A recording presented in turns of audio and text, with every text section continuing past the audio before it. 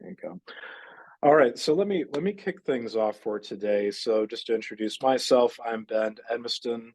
I'm a senior product manager at McDonald's, and also the president and grand poobah, I suppose, for Product Camp Chicago.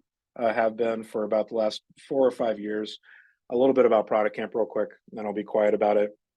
We're a nonprofit organization within the Chicago area that's all about teaching, learning, discussing, sharing great ideas around the best practice of product management. So to that end, we host a number of events, a lot of in-person activities. Floodgates! Here comes everybody.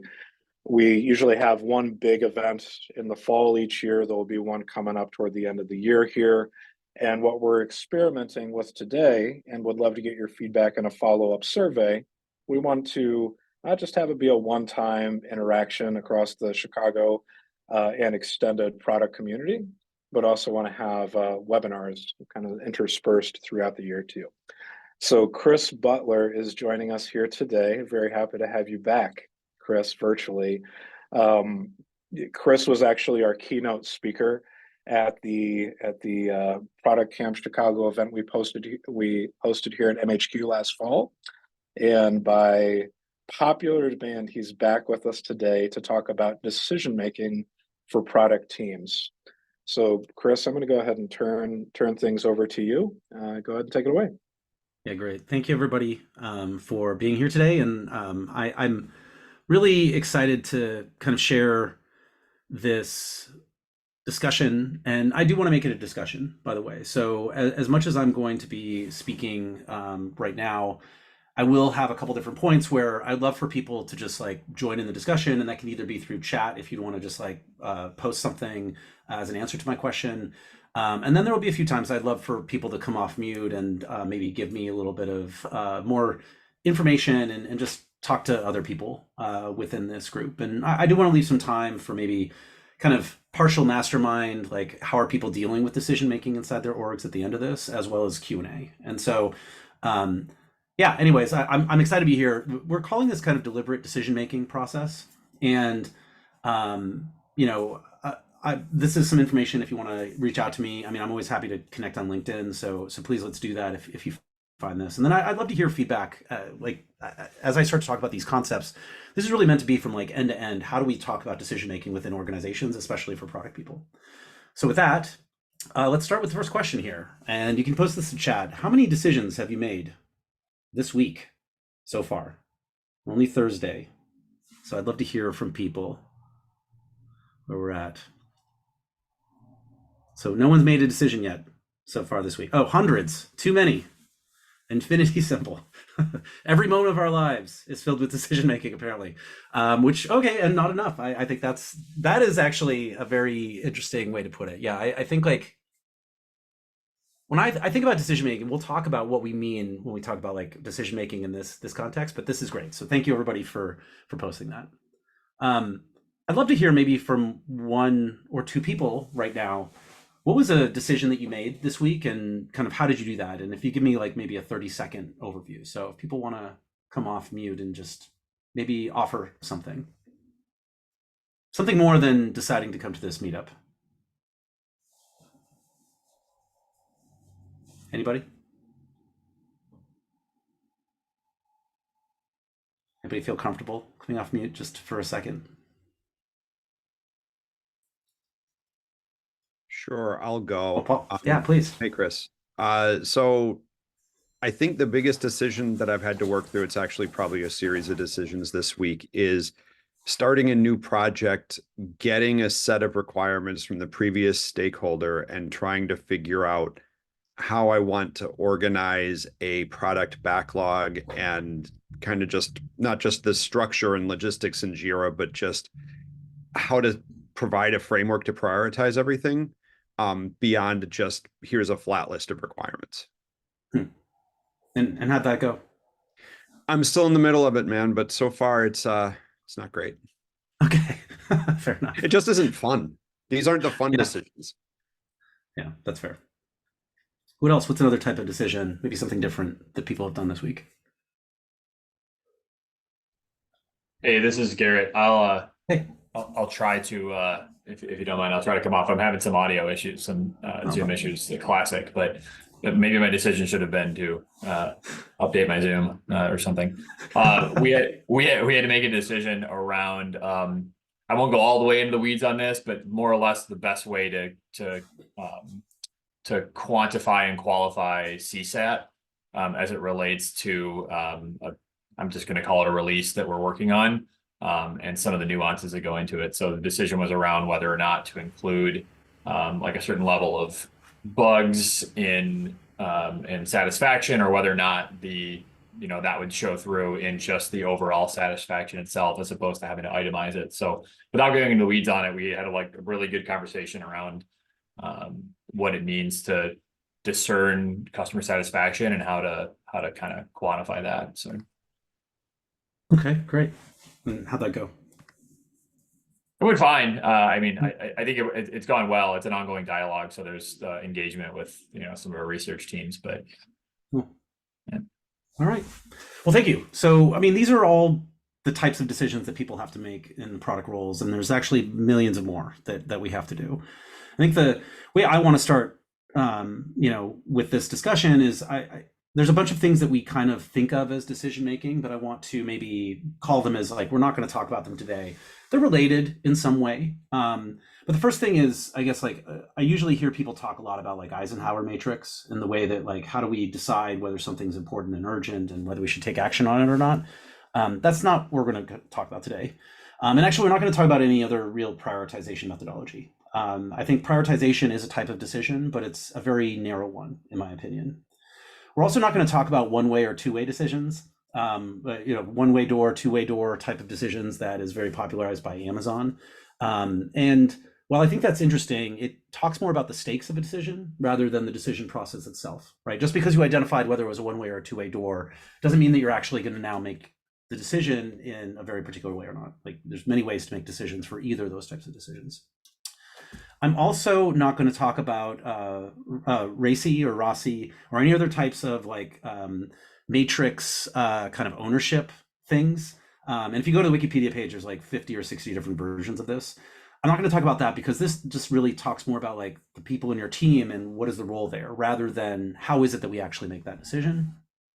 And then I'm not going to talk about SPADE or RAPID, which are, I think, get an honorable mention here as far as decision-making techniques. But I would say that they're probably just like RACI by another name. And they do include a little bit of process. They do include a little bit more about that, like how should you start to set up the decision-making process.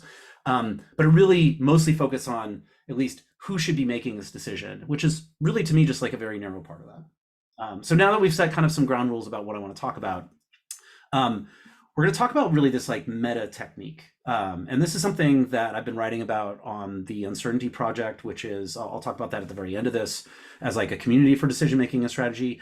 But I want to talk about like the way that we end up creating an overall process for decision making that is not specific to certain types of decisions necessarily. You can of course create processes that are specific to a decision, but I want to talk about like a framework that I end up using that is like about all types of decisions that we could potentially make.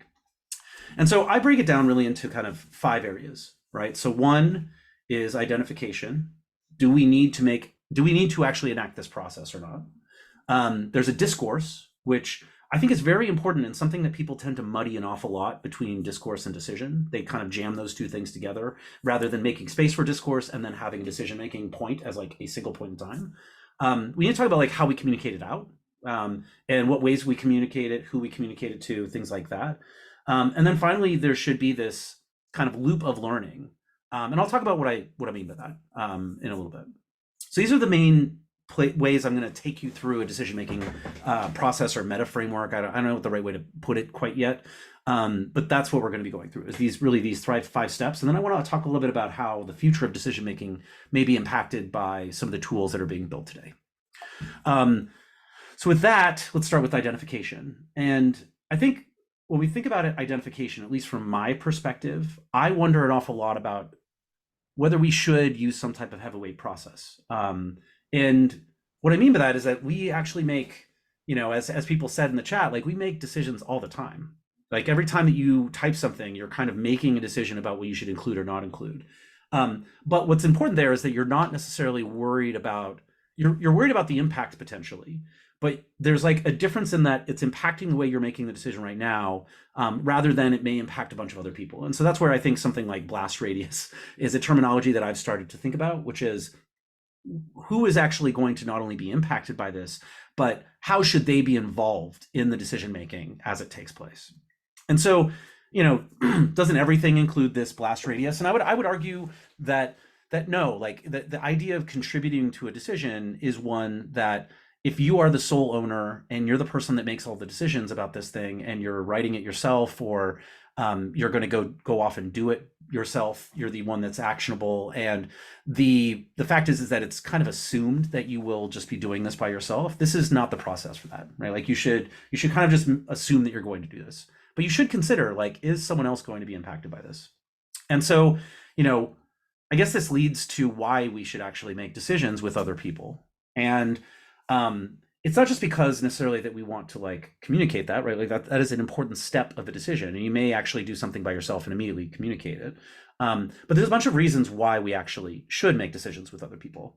And this is related to thinking, Daniel Kahneman wrote this book, Thinking Fast and Slow, which is a lot about kind of cognitive biases and the way that people create shortcuts to be able to make decisions faster with less information, kind of preserve our resources. But that issue about like kind of cognitive biases is one that I think a lot of people try to say we should map all these cognitive biases and then we should be aware of them and we should stop ourselves from having these cognitive biases.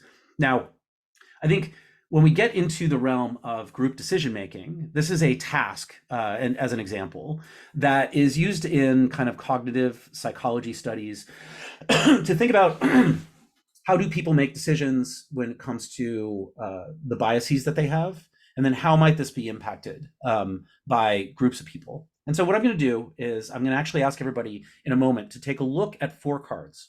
And on each one of these cards, there's a letter on one side and a number on the other, but you'll only be able to see one side. And so the question will be, which cards do you need to turn to test this particular rule? All cards with vowels on one side have an even number on the other. And I want you to only select the cards you think are required to do this. Now, I am going to say most people get this wrong, but I just want you to now look at these cards. I want you to try to decide which cards would you flip over specifically to prove the rule that all cards with vowels on one side have an even number on the other. Okay, and we can do this by just putting things into chat. So here's the cards that I'm going to show you right now. So I want you to think about this, right? For these cards, and we'll go back.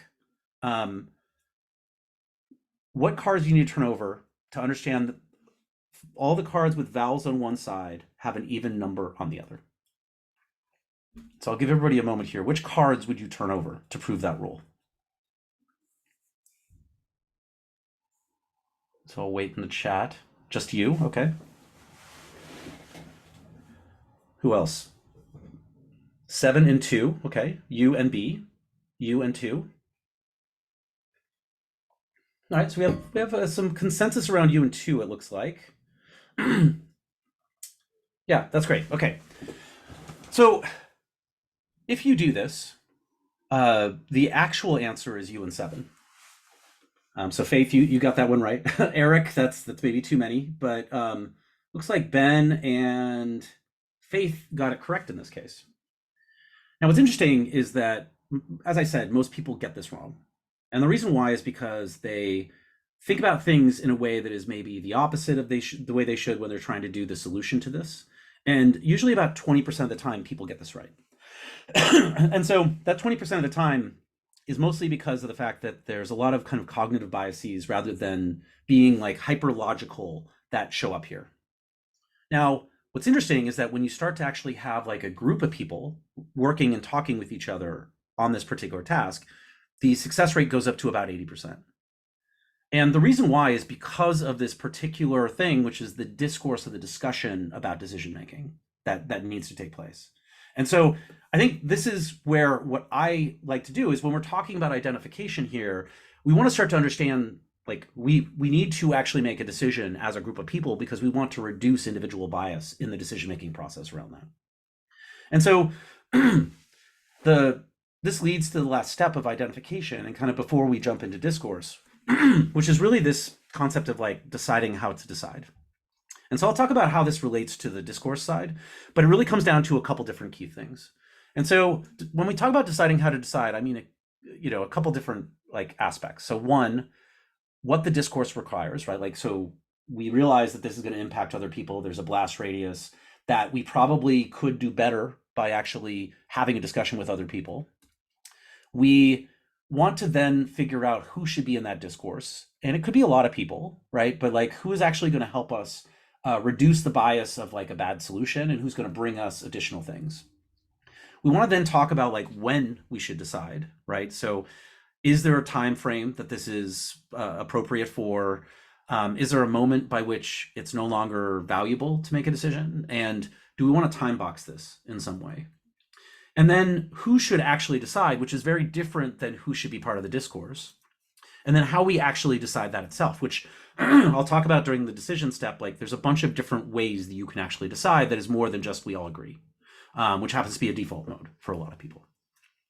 So once we've decided how to decide, we then move into this discourse, which is really about a discussion between all of the people that are appropriate to do things. And this is really what I'll talk about as containers.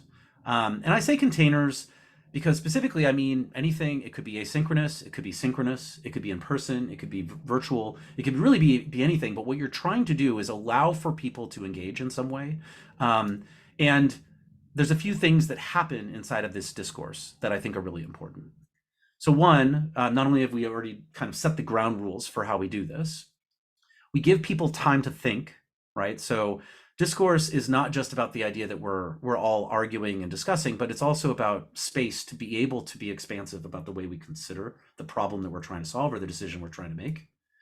We allow for disagreement because those tensions inside of the team actually are most valuable in creating better decisions. That if there's only one person making a decision, it's not more valuable then, because we're still going to suffer from the same biases or limits of information or knowledge or experience that one person has. We're going to then create options, right? So in every one of these discourses, we're building up to this decision point. And so we need to like allow for different options. And it could just be 2, but it could be 3, and it could be more than that, if it makes sense. And then we're also refining options. So we may take certain options off of the table kind of immediately, right? And this is where prioritization could come in.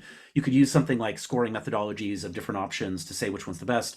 In the case of like when I was at Facebook, we used a lot of red like traffic light tables, which would be columns for different like values or variables, and then rows for different options, and then red, yellow, green type of coloring. And I did start to see that like whatever the person originally wanted ended up being the thing that was most green usually in this decision-making process. But there's lots of different ways to kind of like refine and talk about the options that are there. And I think that one of the key aspects here is how do we actually have better containers in some way? And that ends up being, I think, a really hard part. When we talk about like time management within organizations, a lot of the time, the reason why no one has time is because they haven't actually deliberately created these containers to have really good discourse and separated that discourse from the decision making. And so the first thing I want to say is that meetings are not a bug. I saw somewhere that there was like a post about this, and I know that I think it's Shopify earlier, the beginning of last year, ended up just canceling all meetings. Of course, then the calendars filled back up again. But meetings are not a bug. Meetings are a reason, and actually have been the traditional way by which we get together to talk about things. And maybe people will rail against the idea of like a lot of different time blocks being put on people's calendars for future meetings. And we can talk about like, what does it mean to actually create a good meeting? But meetings are not the problem here, right? The fact that we, for a very long time, have used our verbal capabilities to discuss and argue with each other and then make a decision is just the default mode for humanity. So meetings are not the problem here. Bad meetings are the problem. And I think that's something I just want to say out here first. So if you want to create helpful discourse containers, here's a few things that I've found to be really valuable. One is to allow for people to think, which is something we talked about for the kind of discussion discourse, right? We allow people to kind of collect options, discuss controversy, but give them time to think and give them the space to do that, but have a place to like collect notes and do things like that. You as the person, and I would say that most product managers part of their job is to actually facilitate decision making. And so your job is actually not to sell anything. You can have an opinion, absolutely, but your job right now in this discourse container is to gather as many options as possible and explore those options in the best way possible. You want to time box these types of things, right? Having a meeting where people are just sitting in a room for hours on end doesn't really create the urgency. It doesn't allow for people to understand like how they should start to gather their thoughts in a way that is more specific. And I would say that this is related to the overall discourse container, not just like individual discourse containers. When you get feedback during this discourse, I think a mistake that a lot of people make, and that then leads to consensus-based decision-making, which we'll talk about in a moment, is that they feel like they have to actually address all the feedback and combine it with the various options. There can be options where the feedback is actually taken into account, but there's also times where feedback is helpful, but can be basically put in the we're not going to do anything about it bucket. And so that I think is really important. And then finally, I think like overall, like you should start to like log some of these things, or if you end up saying that you're not going to do something, you should log that somewhere. And there is something about like the idea of like how documents or notes end up relating here. I don't have a lot of guidance on that because I think that it's something that it tends to be a little bit more per organization, but I think it is important to start to then like create an actual log of what this decision is about. And there's a lot of different ways to do that. The last thing I'll talk about for discourse is really around methods for disagreement. And so, you know, methods for disagreement, I think, are one of the most important things for us to, as PMs to actually foster inside of cross-functional teams. And so I'm going to just like breeze through a bunch of these. I will send out links later if that's helpful, but these are things that actually create disagreement within the organization. So pre-mortems, it's something I do almost every kickoff. Ritual dissent, which is like a way where you actually sit in a certain way so that people are not like face-to-face in disagreement, but allows for better feedback mechanisms. Double crux, which is really about the key value that is in difference of opinion. Principal disagreement, which is kind of partially a methodology and a stance for the way that we actually disagree with the ideas rather than the people. Delegation poker, and actually all types of poker within this world allow for kind of initial disagreement, but then discussion when we find out that we have different understandings of things. Boris, which is like a very weird name for a workshop, but talks about kind of trade-offs and the way that we try to now compare different types of trade-offs between, say, product and engineering and sales. Lean coffee-like disagreement. So one of the things I've done here is if we have like a set of proposals, I want people to actually talk about what are the things they disagree with, and then we have everybody vote for what are the biggest disagreements here. And that at least kind of structures this conversation to go after things that are the highest priority, rather than allowing for one lone person to just kind of like monopolize the conversation. And so that leads us then to this decision, right? Which is this single punctuated point, ideally. It's the smallest amount of time in the entire process, ideally, and probably includes the least number of people. And so inside of Google, where I was last at, inside of, I would say Facebook, not so much. Inside of GitHub, I've definitely seen some consensus-driven decision-making, but this ends up being like, I think in tech world type of jobs, there's a lot of like, how do we just get everybody to agree? Because we can't move forward until everybody that's part of this cross-functional team agrees. And that's not the only way to make decisions, I would say. And so there's a bunch of other ways. And this is related to a really interesting like app and website, and actually a Slack plugin by this group called The Ready. By Noble, which is a kind of design, organizational design consultancy. And so they created this app by which you can go through kind of a flow chart or tree to get to different decision making. But what I want you to think about here is not the tool so much, but I think they've done a really good job at the very bottom of this website. They have a bunch of different ways that you can actually do decision making.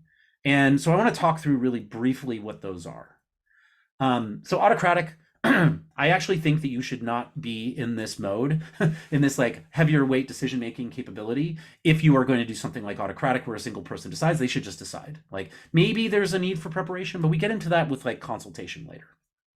Avoidant, it's okay to defer decisions, right? Like if we don't have enough information, that's fine. Information does actually have like, if you've ever read, How to Measure Anything, I think it's a great book because it starts to talk about the value of information and timeliness of this. But if there is a moment that you don't want to make a decision, that is completely appropriate for us to make a decision where we push it off. Consensus, this is something that is default a lot of places. Consent, which is one that I've started to experiment with more, where we focus more on vetoes than on people that are actually all agreeing. And so this means that you will say, okay, I'm going to give everybody 48 hours. If anybody vetoes this, we will go back to like decision-making mode, but otherwise we're just going to move forward. Consultative, this is where, again, it's kind of like autocratic, except they're asking for all of the opinions. So that's like kind of the default mode here. I think it's like a less valuable one because you still need to then decide, like, is it one person, a group of people, whatever that is. Delegation is that, you know, the group of people that are now here in this room, they're the wrong people to make the decision. And the right person is actually someone else that we're now going to delegate it to. Democratic, again, kind of like not a consensus where it's 100%, but we just need to have like enough of these people to agree, and then we'll move forward. And then my favorite is actually stochastic decision making, where we kind of use randomness. And now this is where people would, like, if they're actually in a place where they have kind of analysis paralysis, stochastic decision making can help. And I think it gets us into the realm of like, not all decision making is pure data driven. A lot of it is actually intuitive. And so from those cases, even just using stochastic decision making, if people can't make a decision, people will become very opinionated about what should happen if you just decide to flip a coin. So that's something I've just like found in general. But I think it's also helpful to like probe what is actually valuable or not for a lot of people. So I think one last thing is I want to mention this talk, by Janice Fraser. And I think when we talk about like who is actually supposed to be in this group, it should ideally be the people that have the most expertise, the authority, and the people that have to deal with the outcome. And so in the Rossi chart, it's kind of the responsible, it's the R and A people together that should actually be making the decision usually.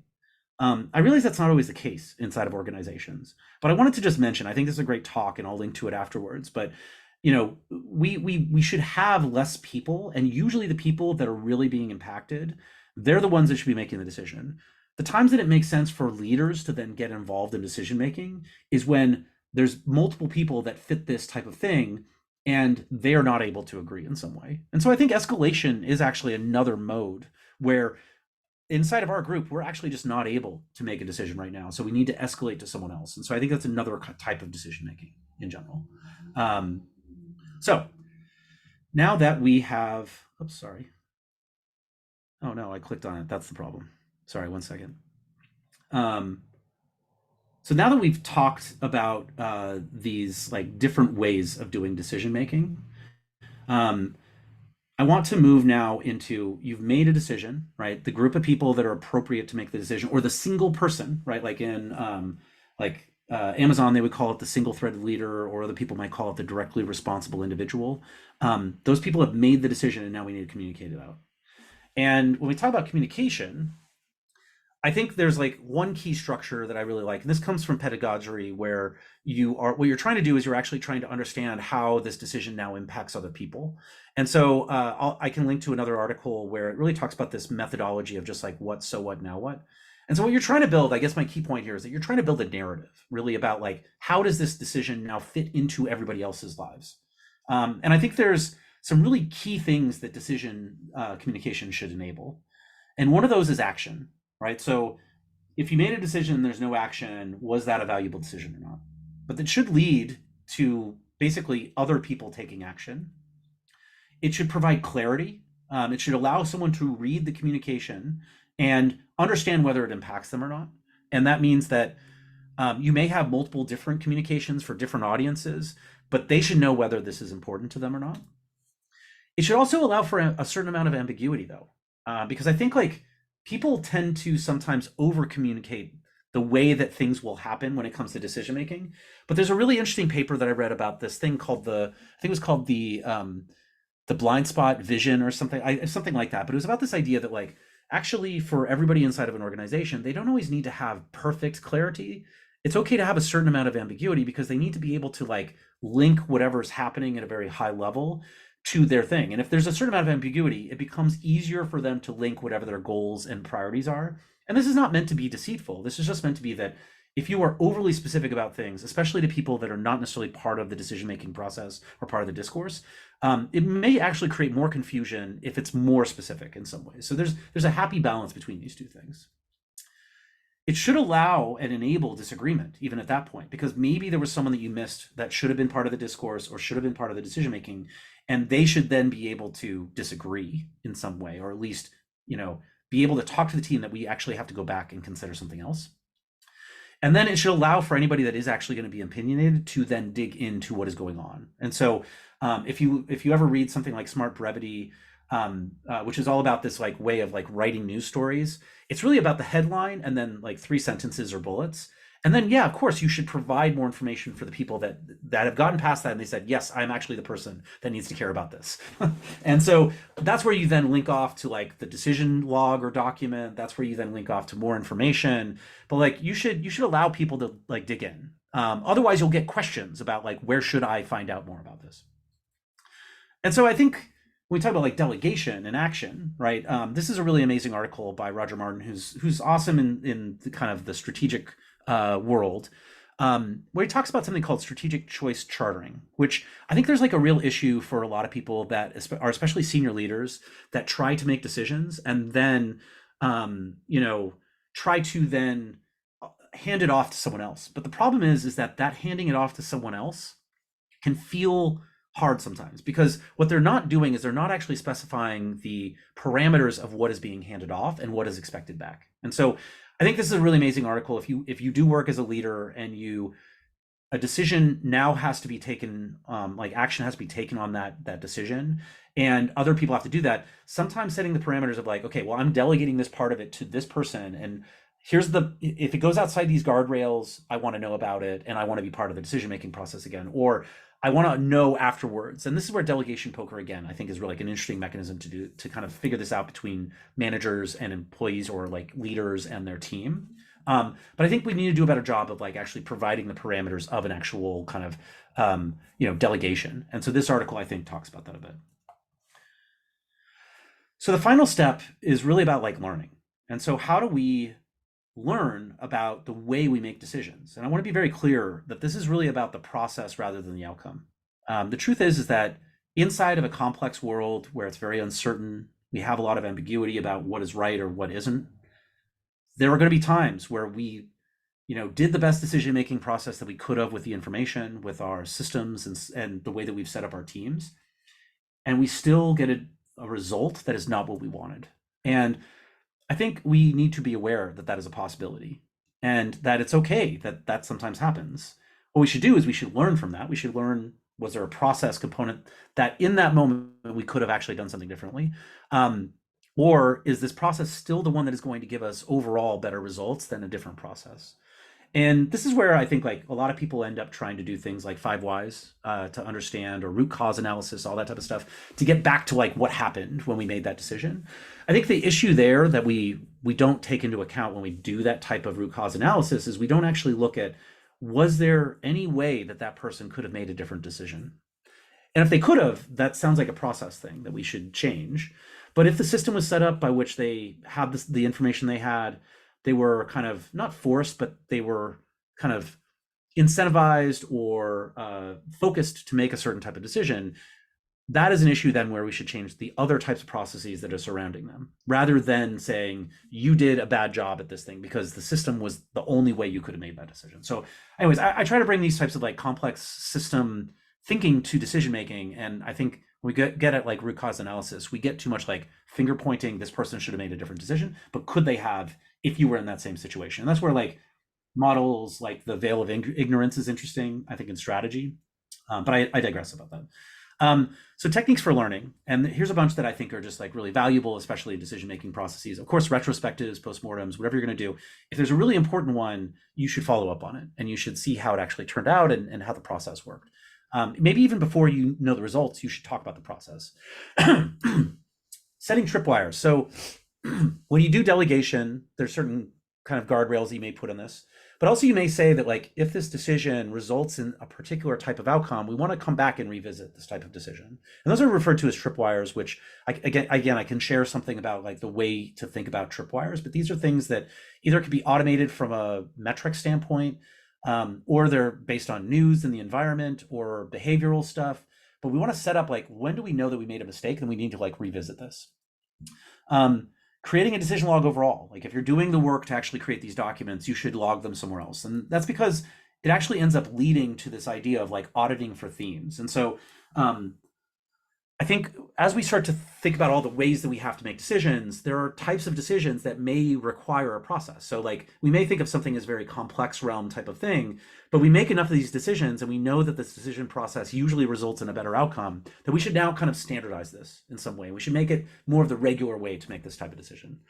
And then I'd also say that when we look at things like escalations inside of teams, if we talk about strategy as kind of enabling constraints being pushed down on the team, like here's where you should go in this direction, but not this way. Escalations that come up the organization and the themes around those escalations end up saying that there's like a part of the strategy that maybe is not formed enough that people understand how to make those hard decisions then. And so I think doing audit for themes, looking at themes of these types of things end up being really valuable, I think, especially to senior leaders that are trying to set strategy. And then finally, like we should always be asking the question, like, was this process worth the cost? And we involved a bunch of people, we, talked for a while, we made a decision. Was it valuable to do that? And next time, should there just be one person that just makes the decision autocratically and moves on? And so that's something we should always be asking about this type of thing. So with that, I would love to hear, maybe just in chat, how many people have actually, analyzed your decision-making process? Maybe how have you done that?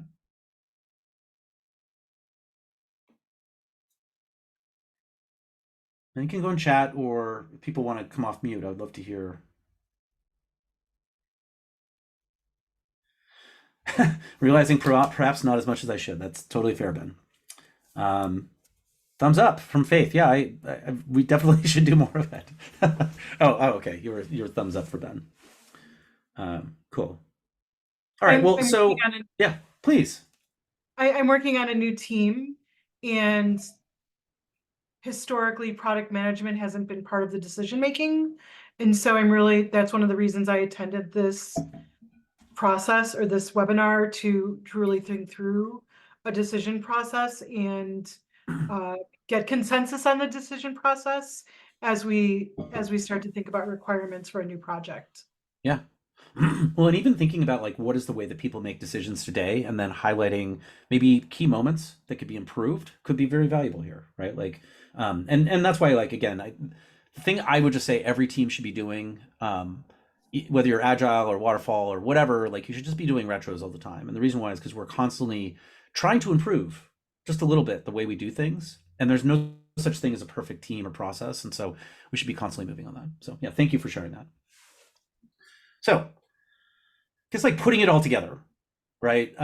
We go back to this. So you should be doing the identification. Is this the thing that will impact people? You should be having the discourse, making space for that type of discussion. You should have a punctuated decision moment. You should have communication to the appropriate people, and you should do learning.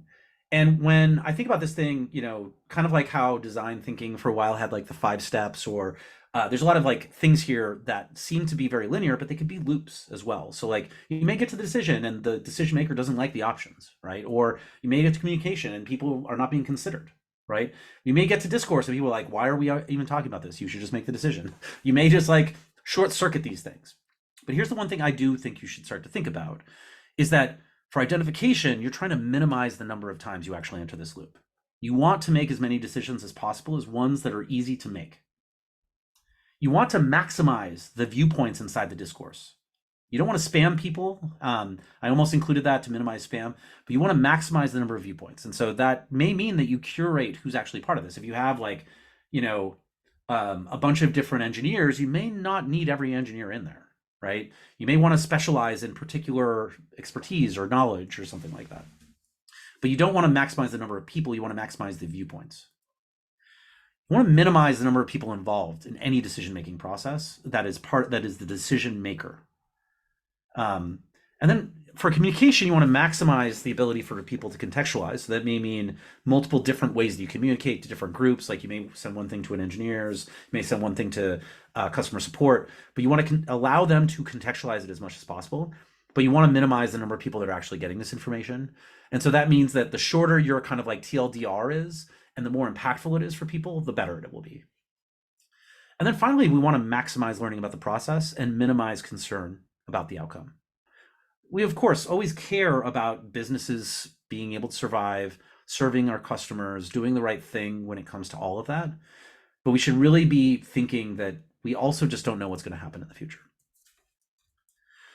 So, how do we know that this type of process is working, right? Not only are we seeing all of these things starting to happen, but I would say one, that less people deciding means that we have less wasted time. So I think when we start to take on these types of decision-making processes, this meta type of process, and we kind of minimize and maximize the right things, there's less wasted time for everybody involved. And then I think that the fact that there's going to be less escalations probably means that there's also less learned helplessness.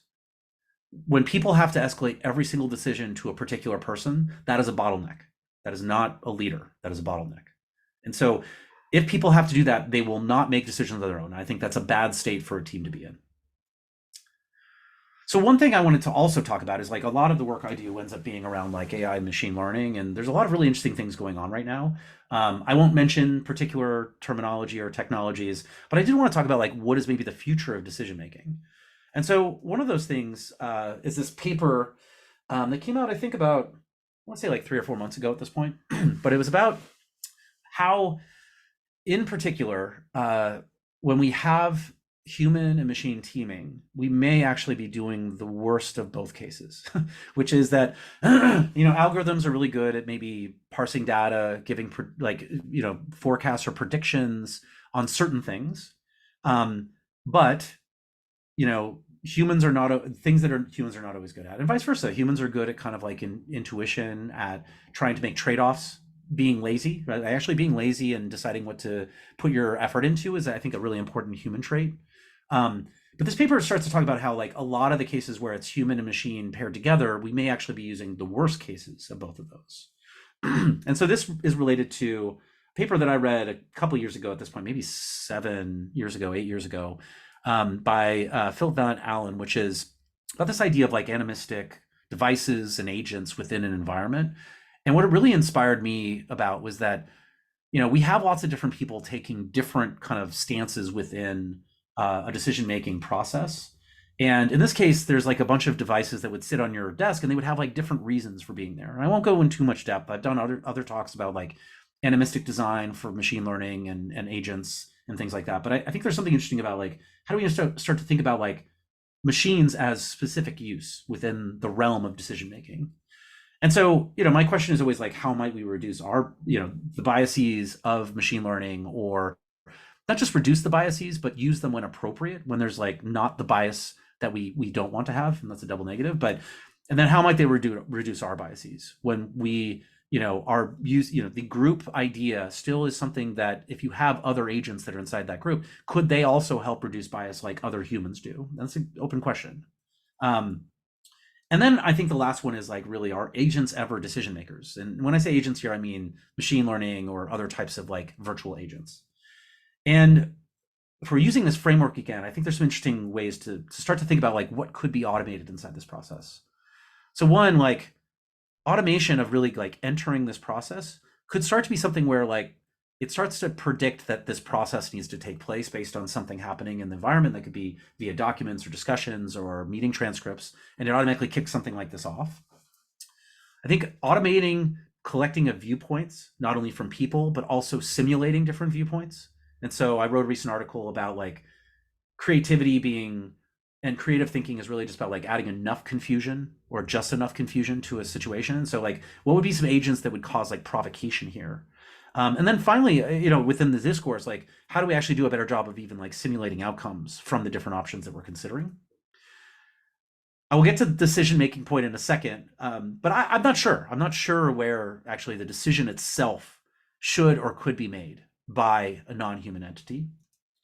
Automation in the communication sense, like not only who should get this, like all these people should get this particular piece of information or this decision, but also like contextualization. So because you can go in and you can like take a very long piece of text and summarize it, how could you also contextualize it for that particular person and the job that they do? Could you use the language that they use? Could you even expand or link to the impacts that may be specific to them rather than more generic ones that would be generalized for like a group of people? And then finally, learning. I think this idea of like automation of like tripwires. So not just the idea of like this metric happened or this metric change in a way that we wanted to worry about, but also even just like news stories. So like where we're at, where we used to be at, where every PM would have like Google alerts for their like competitors. What if there were ways that we could start to like pluck this type of information out of the environment automatically? And then theme collection. Like, so as we start to look at all these different like decisions that are being made, what are the themes or topics of these different decisions? So I think there's like a lot of opportunity for automation here, but not for everything. And I think it's related when we talk about the decision thing to this slide, which I think is from like 1969 or 79 or something. It's from like over decades ago, which was part of an IBM manual. And so a computer can never be held accountable. Therefore, a computer must never make a management decision. And I tend to agree with this. I want to be proven wrong, but I think like in decision-making processes, we still need humans to do that decision. And so I'm not sure how we actually do that in the future. So that's maybe an open question. So in summary, I want you to be more deliberate in the way that you make decisions. And if you want to learn more about decision-making and strategic thinking, that type of thing, I'm a co-founder of this Uncertainty Project, which is a newsletter plus like tools for being able to do decision-making. We have a newsletter. I think it's almost 2,000. It's something like 1,700, 1,800 people, I think, that have subscribed to this. And so we send out things weekly. If you want to learn more about this, I think this is a great place to do that, and would recommend that. And finally, just thank you. I really appreciate your help here. I'd love to be in touch. And one of the things I'm also offering to people is if they would like to, I would love to be able to help you with like strategic thinking and decision-making process. So if that's something you're interested in for your organization, I'm happy to do that. And so now let's like kind of move into like a little bit of a mastermind. And I would love to hear for the people here that are, doing this type of work, like, is there a decision we could talk through right now and see whether we could discuss like how might we change this, and of course I'm also open to questions if people have that, but if someone feels brave enough, I'd love to talk through a decision-making process. So we'll stop there. I have 10 minutes. Actually, that's less time than I wanted, but yeah, Pete, go for it. Right. So a lot of times we go to meetings just to create the next set of OKRs, the goals, Yeah. and how we want to measure it. But that is almost like a pre-mortem, so to speak. Mm. But Yeah. last company I worked, it was never about continuing the last quarters or quarter before. Like, and it's Yeah. always new. It's always new. Yeah. Yeah. So how do you influence the decision maker, even in a startup company, Yeah. to at least include the decision maker decision or strategic decision more on continuum basis versus just toss out because it didn't Yeah. work?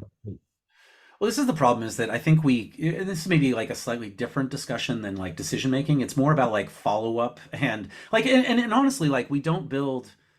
I'm doing a talk next week at Product World, which I'm calling like product management fiction, which is that we create a lot of documents, but we kind of never reference them again.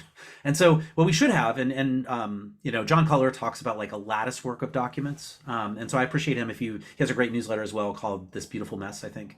But he talks a lot about like, at a very high level, like if you need to have like strategy documents that are constantly referenced, but they shouldn't be 20 pages long, right? Like the last place I was at, these documents were humongous. And so no one would ever read through them again. So like, what is the succinct summary of this? There were lots of teams I've been part of where everybody like relitigates principles within every document, or who's the key customer set or whatever. That should be one document that we all reference. And so I think there's something about like the way we end up doing almost like world building for what is this future that we imagine as product people, and how do all these things link together is like a Wikipedia, right? Like I think that's the problem, is like the fact that we've gotten into like Google Docs and not necessarily Wikipedia, and SharePoint tries to do this as well. Technically GitHub is owned by Microsoft. I just wanted to like give you that acknowledgement. So I think there's a lot of things we can do about more regular kind of creating a better lattice work, because unless you start to include those things in like weekly meetings, for example, right? And I've talked about this as like a proto strategy, where you're not presenting this page that's like, here's our strategy document every meeting. But if you start every meeting with like, we're here to solve this problem for these people in this way, and you just say that as one sentence, and that's the summary for right now, that probably orients a lot more around strategy documentation than not. Same thing with like OKRs, which, for a company that I used to work with, that is known for OKRs, that does a terrible job at them, even though they're known for them. Like they would try to include them in more of the regular check-ins, but this is the problem: is that we're not doing like continuous planning, right? We're doing fits and starts and huge lift type of planning, and that's why everything gets thrown away, is that you're not adjusting things over time. And so anybody that's like in the OKR industry and trying to like be an advocate of that type of thing will say that you should be checking them every week, actually. And so that's what I would say, is like, I think making these things part of every document. You need to have the lattice work of key documents, which is probably a very small number, but they're referenced by everything. Everybody knows what they are. They're even talked about in every meeting, right? Like that's what you need to get to. And that's why I think like some of Amazon's process around like weekly business reviews, for example, I think through that operational excellence, right? Like they start to get back to like, are we still doing the right thing right now or not? So those are some things I would say. It's not quite decision making in the way that I'm kind of pulling together this meta framework, but I think that like virtual loop of learning does start to point to like, hey, we didn't check in, like we threw away our old OKRs and just started new ones. And it's like, why? Why didn't we start as editing this document that was the OKR document rather than doing that? That would be the question. I have one more question. Then I'll. Oh, sure. So you brought a very good point, saying you need a different thought process, or different people with a different opinion versus different people from all different aspects. So how do you, within an organization, how do you kind of align that? That's probably the biggest, like Yeah. So I think it's that, you know, again, if you're going to take action on the thing and you're impacted and you have like the expertise, that's usually like, just figure out who those people are usually and include them. But I think there's wild cards that you should be bringing in as well, right? Like a lot of the time we talk about the cross-functional triad as the way to like talk about this. So design, engineering, and PM, but there are lots of other people that have opinions too. Like I'm not a legal expert, and I have worked for 3 companies that have been under antitrust regulation. So I've had to involve lawyers a lot of the time into different things. And so like involving them early is really good because you get their thoughts on like risk trade-offs around things. Same thing for, again, privacy, legal, customer support, like all these different groups. And so that's what I'd say is like, don't just like, if you have an engineer in there should be a really good reason why there's another engineer in that discourse, right? And they should bring a different expertise. But if you just have like a bunch of engineers like piling on and saying the same thing, that's actually not helpful. Like if someone says +1 to a comment that is in the same role, that probably means that they don't need to be there. Maybe that's not very fair, but like if you're just like +1ing everything and there's already someone there that's writing the comments, you can just bow out. You don't even have, you can just say like, hey, this person's got it covered. I don't need to pile on. Like that's fine, right? Like that's what I would argue. So yeah. What else? What other questions or thoughts that people have about this? Yeah, and Chris, we've got a good one in the chat. Does AI need to be regulated right away, or do we need to leave it for a later time, encouraging innovation? Let's talk through this. Okay. Well, I'm not speaking on behalf of Microsoft or GitHub when I say this, but I would say like you're regulating what? Like you're regulating like HTML or like data science. Is that what we're regulating now? I think that the fact that the document that came out of the Biden executive order for AI talked about like number of flops that it took to train or something like that. It was just ridiculous to me because all you're doing is you're creating like a ceiling. This is where we were at when it came to like size of an encryption key in the 90s, essentially not being allowed for export.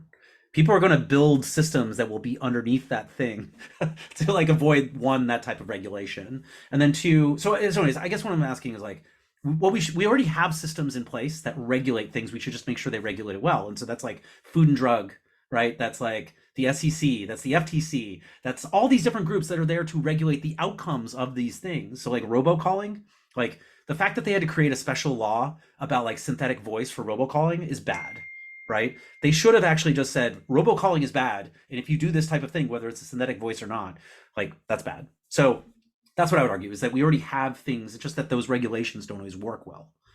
Regulating technology is more about the means rather than the outcome, which is, I think, that's the way I would think about it, at least. So, yeah, I will digress and get off my soapbox for now.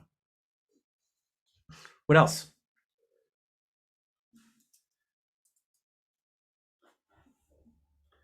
Yeah, I do have to leave in just a few minutes. But yeah, I mean, thank you, everybody. I really appreciate the time here.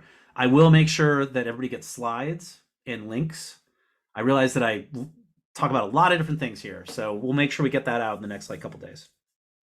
And then, yeah, but thank you so much, everybody, for being here and listening to me. And after this, I would love to hear if you try this out and if it works or if it doesn't. If it doesn't, I definitely want to hear about it. And then two, like I said, like I'm trying to help more organizations from the standpoint of like consulting and advising. So if there is something that you are interested in getting help on, either from a strategic point of view or a decision-making point of view, please let me know and I'm happy to talk to you and your team. So, thank you. And Chris, just thanks again. Really appreciate having you come back, return to us in virtual format this time, and sharing all your insights. Really appreciate it.